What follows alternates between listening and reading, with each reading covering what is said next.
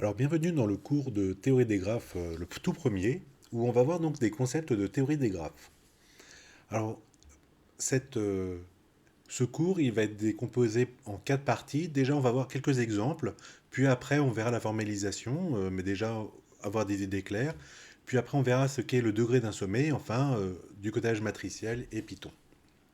Alors, commençons par le commencement, un peu d'histoire. Euh, Donc, c'est la première partie. L'histoire commence avec Léonard Euler. Donc, vous devez connaître ce mathématicien suisse, donc 1703. Donc, il est né à Bâle, assez génial, hein. Et donc, à un moment donné dans sa vie, il habitait dans la ville de Königsberg. Donc, voici une image de la ville de Königsberg. Aujourd'hui, elle est connue sous le nom de Kaliningrad. Donc, elle a successivement été dans la Prusse orientale, dans l'Empire allemand, et puis après donc en Russie, enfin URSS à l'époque. Donc il était en poste là-bas et il s'est posé un problème euh, de juste assez ludique. Donc il habitait quelque part, alors on ne sait pas trop où.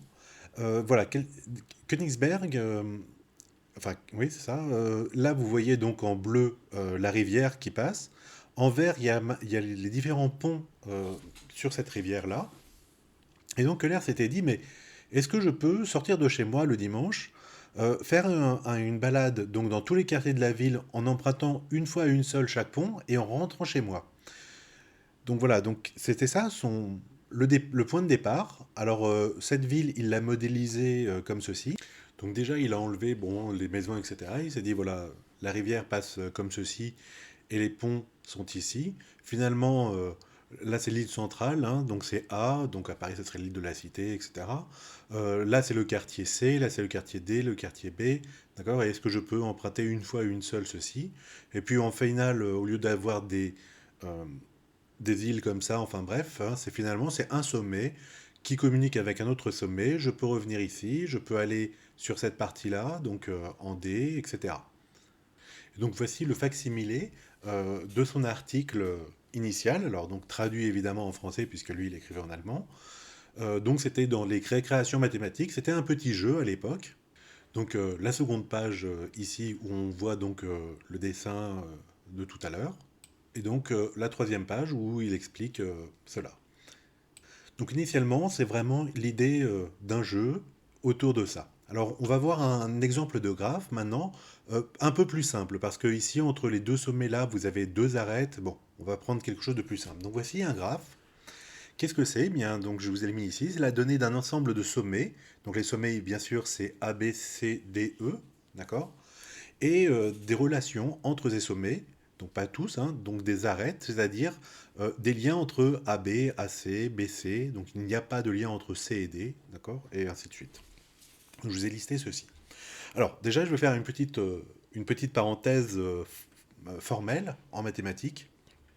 Ok, quand je mets les accolades ici, donc c'est pour dire que c'est un ensemble. Donc l'ensemble ABCDE, c'est exactement le même que l'ensemble BDECA. Je l'ai écrit dans l'autre sens, mais voilà. Je suis bien obligé d'écrire d'une certaine manière, mais un ensemble n'a pas d'ordre en lui-même, d'accord? Ce qui n'est pas du tout le cas si jamais on met des parenthèses, d'accord? Pas- euh, Là, ce serait par exemple l'ordre lexicographique. Alors, pour s'en souvenir, c'est assez simple. Peut-être vous vous rappelez en collège, lycée. Alors, j'ai pris, peu importe, sur le net, juste un truc pour avoir des coordonnées cartésiennes. Voilà, par exemple, vous voyez que le point B, ses coordonnées, c'est 4 3. Vous vous rappelez, c'est déjà l'abscisse 1, 2, 3, 4, puis l'ordonnée 1, 2, 3. Donc, il y a bien un ordre. 4 3, c'est pas la même chose que 3 4, d'accord? 1, 2, 3, 1, 2, 3, 4. Le point 3 4, ce serait ici. D'accord? Donc, quand on met des parenthèses, c'est donc il y a un ordre, il y a l'abscisse, l'ordonnée, ou le premier, le deuxième, le troisième, d'accord, pour les suites ou peu importe. Et quand on met des parenthèses comme ici, des accolades, pardon, comme ici, eh bien, il n'y a pas d'ordre, d'accord? Alors, on est bien obligé de l'écrire d'une certaine manière avec une première lettre, une deuxième lettre, mais euh, formellement, mentalement, il n'y a pas d'ordre ici. Et donc les arêtes, c'est pareil, il y a un lien entre A et B, d'accord, mais c'est exactement la même que de dire il y a un lien entre B et A, d'accord. Écrire AB, on pourrait écrire BA de la même manière. Pareil pour AC, d'accord. que je mette AC ou CA. Et puis comme ça, c'est ensemble d'ensemble, hein, d'accord? Un lien, c'est donc deux sommets. Donc, par exemple, ce lien-là, AB que vous voyez ici, c'est donc cette arête-là. Voilà, donc c'est bien un ensemble et je peux permuter. Et puis comme c'est un ensemble qui contient des ensembles, hein, je pourrais les permuter. Par exemple, commencer par AD ici, puis après ici, mettre BA. D'accord, ça ferait exactement le même ensemble. Voilà, donc on peut. Alors je vérifie juste que les arêtes, j'ai bien tout mis. AB, c'est celle-ci. AC, c'est celle-ci. AD, c'est là. BC ici. CE ici. Et DE ici. Bon, 1, 2, 3, 4, 5, 6. 1, 2, 3, 4, 5, 6. C'est bon. Voilà.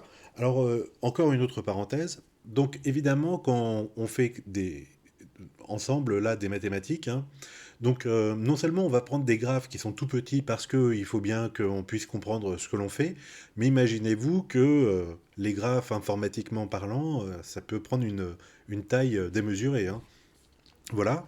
Et puis, ben, nous, on note ABC, hein, d'accord. Et puis, ben, on a l'idée de l'ordre lexicographique. Donc, ça implique qu'on va faire un certain choix.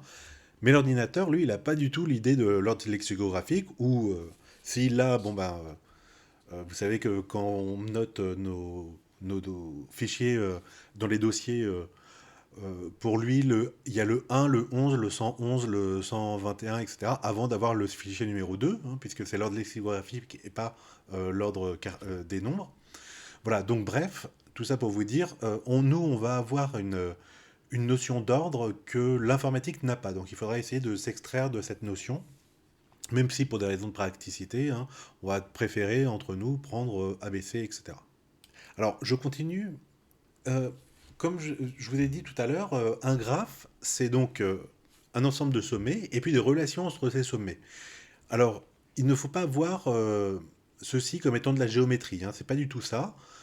Ces deux graphes-là sont en fait le même, mais c'est deux représentations différentes du même graphe. Regardez, j'ai toujours les mêmes sommets, donc mon ensemble de base A, B, C, D, E, il est bien là, A, B, C, D, E, alors toujours dans l'ordre lexicographique depuis. Et les arêtes, il y a toujours AB qui est ici, il y a toujours AC qui est ici, il y a toujours AD qui est ici. Pour A, c'est tout. Et après, il y a BC qui est ici. Pour B, c'est tout. Il y a CE, donc CE que vous voyez là. Et enfin, il y a DE que vous voyez ici. Donc ces deux graphes sont exactement le même, mais entre les deux dessins, la représentation, elle, n'est pas la même. Donc mathématiquement, informatiquement parlant, c'est la même chose. Par contre, nous, bah, on voit quelque chose de différent. Peut-être celui-là, il nous plaît plus que celui-là, ou inversement, peu importe. Mais voilà, nous, en tant qu'humains, on accorde de l'importance au graphique et pas forcément aux relations. Alors, je parlerai plus tard d'un autre problème qui se pose d'isomorphisme, mais ce sera plus compliqué. Euh, on va voir, donc je vous ai parlé justement de relations, hein, on va voir justement que le graphe, en fait, ça vient de la représentation d'une relation. Alors qu'est-ce que c'est? La théorie des relations, bah, c'est ça. Vous avez des individus qui peuvent être en relation ou pas, d'accord? Donc par exemple, on va dire que on a des personnes, donc Alice, Brigitte, Caroline, ABC, D c'est Damien, E c'est Émile. Et puis il y a des relations d'amitié entre elles. Alors on va dire que ces relations d'amitié sont réciproques. Donc Alice, Brigitte et Caroline sont amies. Alice, Brigitte et Caroline sont amies, vous voyez ce triangle d'amitié. Caroline est amie avec Émile. Émile est ami avec Damien et Damien est ami avec Alice, d'accord? Avec des relations symétriques, encore une fois. Alice est aussi amie avec Damien. Et donc, en fait, la théorie des relations, ça vient de ces tableaux-là, donc c'est utilisé aussi en sciences humaines, etc. Où donc on a, vous mettez des croix sur une matrice, enfin sur un tableau comme ça de A, B, C, D, E, A, B, C, D, E, d'accord?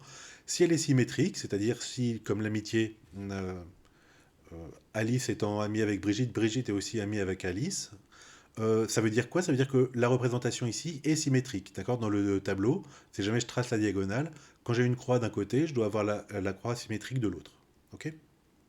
Alors, je reviendrai sur des exemples en théorie de relations, etc. Pour l'instant, on va essayer de voir, donc, pour pouvoir après voir le cours, on va voir des exemples de codage informatique.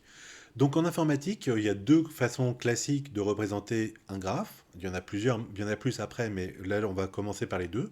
On peut coder soit par les sommets, et donc on va avoir la notion de matrice d'adjacence, soit par les arêtes, et on va avoir la notion de matrice d'incidence. Alors on va commencer par le simple, la matrice d'adjacence. Voici donc la matrice d'adjacence, c'est exactement, tac tac, je prends ces relations-là, d'accord? Et au lieu d'avoir des croix et rien du tout, je mets des 0 et des 1. Et ben c'est exactement ça. Voici la matrice associée à ce graphe-là. Donc, euh, qu'est-ce qu'on ne voit pas là-dedans? Alors il y a des choses, c'est-à-dire que il faut savoir que j'ai pris, pour avoir cette matrice-là, que j'ai pris l'ordre A, B, C, D, E, d'accord? Parce que ici, ça veut dire que A n'est pas ami avec lui-même, enfin bon, la relation d'amitié, on va dire que on ne peut pas être ami avec soi-même. Là, il faut savoir que j'ai pris donc dans l'ordre A avec B, d'accord? Pour vous dire ça, que là c'est dans l'ordre avec C, avec D, avec E, ok? Donc A n'a pas de lien avec E. Donc ça veut dire que quand je fais cette relation, cette matrice-là, implicitement, j'ai déjà choisi un ordre. Donc ça, c'est pas un gros souci. Par contre, toute la question, enfin, toute la difficulté, ça va être, bon, imaginons nous avons les mêmes choses. On a le même ensemble de personnes. Euh, Ils répondent tous aux questions, est-ce que vous êtes amis avec, etc. Et puis, vous prenez les fiches dans un certain sens, et donc vous allez rentrer les fiches une par une, et donc ça va vous donner une certaine matrice. Et puis, quelqu'un d'autre qui doit vérifier rentre les fiches dans un autre sens, hein, pas de la même façon, les fiches sont renversées, etc. Et donc, il prend les fiches d'une autre manière. Et donc, il va commencer par exemple, Émile, d'accord? Et donc, il va obtenir une matrice qui sera différente. Elle n'aura pas du tout la même tête, mais il y a évidemment, on pourra permuter de l'une à l'autre. Alors, le évidemment est compliqué, quoi, en fait. Donc, on verra ce point plus tard. Pour l'instant, on va dire que on a mis donc un ordre sur l'ensemble des personnes et que donc l'ordre étant trivial ici, donc c'est l'ordre alphabétique, hein, A, B, C, D, E, cette matrice-là vous permet d'avoir ce graphe-là.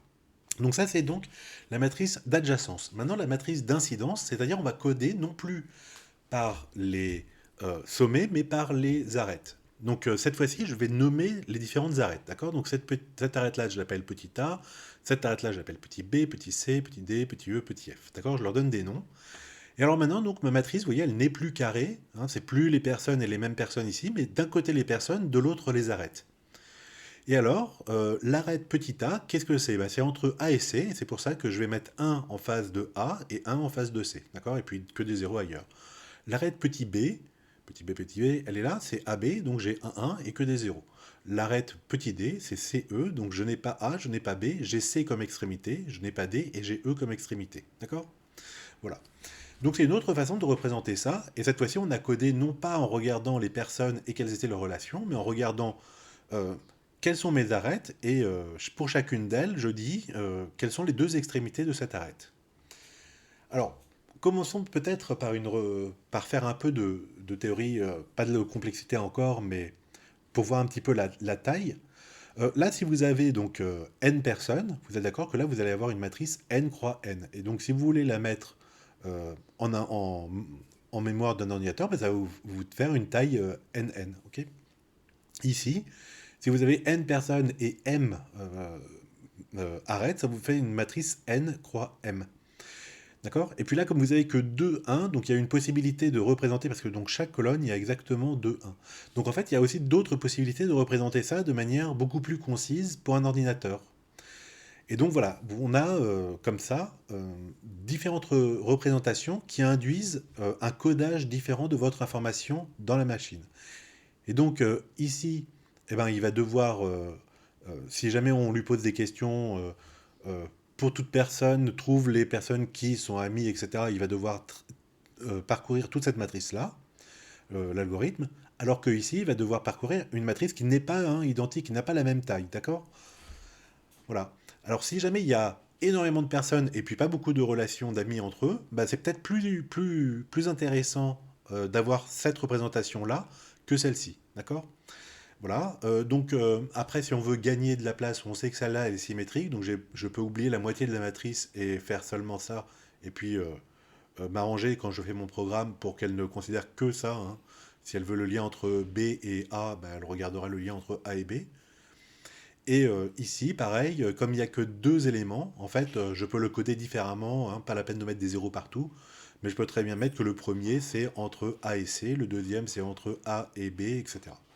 Bon, on verra ça plus tard, mais simplement pour vous dire, la façon dont c'est représenté en machine change la façon dont après on va pouvoir, la taille de la donnée, et puis la façon dont on va pouvoir créer nos algorithmes par la suite. Donc voilà pour la première partie, donc juste la partie exemple du cours.